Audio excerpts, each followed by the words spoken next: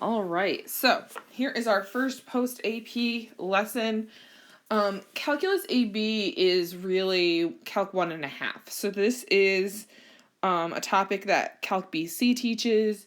If you take Calculus 2, this is taught in that second semester of calculus. All right, so see if you can figure this out. A clerk at a butcher shop stands 5 feet 11 inches and wears a size 13 shoe. What does he weigh? Let me know. What do you think? All right, so like I said, this topic, integration by parts, is the reverse product rule. So let's start by finding h prime. Helps if I turn my pen on. All right, so h prime of x is f prime of x, g of x, plus f of x, g prime of x. So as you can see, when we go backwards, we're not going to be given something that looks like that, right? We're not going to just have this crazy product and be like, oh, it's just this. It's a lot more complicated than that. All right, so here's the product rule, or the reverse product rule. So this is our product rule. So now imagine that to get rid of the derivative, I need to integrate both sides, right? So we're going to integrate all of this.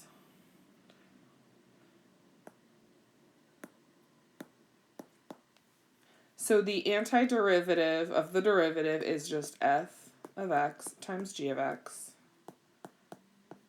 And then I'm just going to kind of break these into two pieces.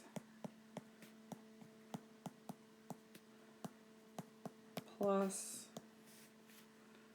f of x, g prime of x, dx. So what we're going to do is we're going to solve for one of these. It actually doesn't matter, but the way that the formula works, we're going to solve for that. So to solve for that, we're going to subtract the integral of f prime times g dx on both sides.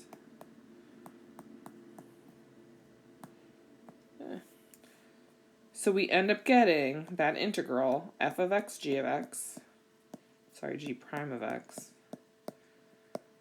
equals f of x, g of x, minus f prime of x, g of x. Oh, I ran out of space, right? Now, so this is the basic format of it. So when you're trying to integrate something, it's two functions multiplied minus the integral of basically their inverses. So here's the formula. Instead of using f and g, we use u and dv. So we're integrating u and dv equals u times v, the two functions equal, minus the integral of v du. So the whole idea here is this is what we start with, right? We always start with two functions, u and dv, right? We need to assign u to something and dv to something. And typically, we let u be the function that is easier, okay? So let's look at an example. So I need to assign u and dv. So u is my easier function. So this is a product. My easier function here is just x. So this is my u, and then my dv is e to the x dx. This is my dv. E to the x dx. So now I need to find du, right? Du equals the derivative of u equals the derivative of x dx. To find v, we have to do the antiderivative. The integral of dv, what's the antiderivative of e to the x? E to the x. Okay. So we take the derivative of u and the antiderivative of v. So we're going to do, where'd that go away? All right, so remember u dv equals u times v minus v du. Just make that more. All right. So the integral of x e to the x dx equals u times v. So u and v, that's x e to the x, minus the integral of v e to the x du equals dx. Now, do I know the antiderivative of e to the x? I do. So x e to the x minus e to the x plus c. And that's your final answer. So we just did the reverse product rule. All right, pause the video, assign your u, assign your dv, and try to fill this out. So u again is typically x, dv is everything else. Sine x dx. I'm taking the derivative of u is 1. So here we're doing the antiderivative, whose derivative is sine, negative cosine. So we're going to set that, so it's uv minus v du. So negative x cosine x minus the integral negative cosine x dx. So I end up with a double negative, so that becomes a plus. Whose derivative is cosine, sine. And that's it. Done. That's my integral, antiderivative. All right, a little harder. Notice, do you see a product here? No. So typically, this is the one function that we never found the antiderivative of. Whenever you have something like this, it's an inverse function. I have no idea how to find the antiderivative of it. That's going to be your u. So what does that mean dv is? dx. So that's really, really common when you only have one function. Whatever they give you is your u, and dx is dv. All right, so du, the derivative of ln, is 1 over x dx. Antiderivative of v. Okay. So I have x ln of x minus the integral of v dv. Oh hey, look what happened. The x's cancel.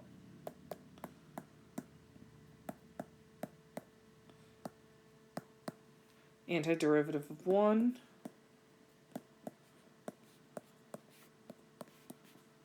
And that's it. And you can always go through and actually find the derivative, right? Let's do that. So we have a product rule, derivative of the first times the second, plus the first derivative of the second, minus the derivative of x is 1. ln of x plus 1 minus 1. Those cancel, ln of x. I did it right. All right, so this is the hardest one. I think this is the last one. Take a guess. What do you think your u is? What do you think dv is? So u is tan minus 1 of x, inverse. dv equals dx, just like before, so that means v equals x. du. So, who remembers the derivative of arctan? So that's 1 over 1 plus x squared dx. All right, so now we're filling in uv minus the integral v du. So x arctan minus the integral of x times 1 over 1 plus x squared dx. Now this one's obnoxious because it's a u substitution. So I'm going to make that x tan minus 1 of x minus, I'm going to put the x on top, So instead of doing a u, since we can do a u. Okay, so u is my denominator. 1 plus x squared. du, you could always make it a w if you don't like that we have two u's in the problem now. So I'm doing my u substitution. So x over u times du over 2x. The x's cancel. I'm going to bring back that 1/2. So 1/2, the integral 1 over u du. So that's negative 1/2 ln of u plus c. So my final answer is x inverse tan of x minus 1/2 the ln. U was 1 plus x squared plus c. Whew. Yikes. And that's it. If you look back on into where we learned the derivative of arctan, they definitely had this as a problem when we learned how to find the derivative of arctan. Right? I'm pretty sure that was it. Yep. So there are 8 problems for you to practice with. I'm not trying to go crazy with it. This is due on Wednesday. All right. Have a fabulous day, guys.